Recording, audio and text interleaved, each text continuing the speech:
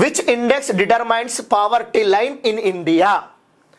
ఇండియాలో పావర్టీ లైన్ను డిటర్మైన్ చేయడానికి మనము ఒక యూజ్ చేసే ఇండెక్స్ ఏంటి? గుర్తుపెట్టుకోండి, ఇక్కడ పావర్టీ లైన్ అంటేనే బిలో పావర్టీ లైన్, అంటే బీపీఎల్ అంటాం కదండి, బిలో పావర్టీ లైన్. ఇక్కడ చూడండి, ఒక ఆప్షన్ డైరెక్ట్గా మనం ఎలిమినేట్ చేయొచ్చు.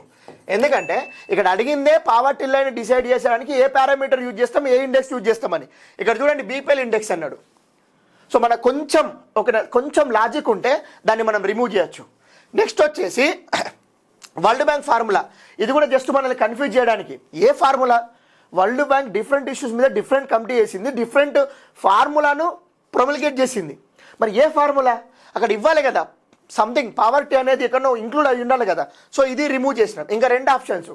ఇక్కడ హ్యూమన్ డెవలప్మెంట్ ఇండెక్స్ అనేది మనం గ్లోబల్ ఇండికేటర్గా యూజ్ చేస్తున్నాం, కానీ ఇండియాలో ఇండికేటర్గా యూజ్ చేస్తలేము.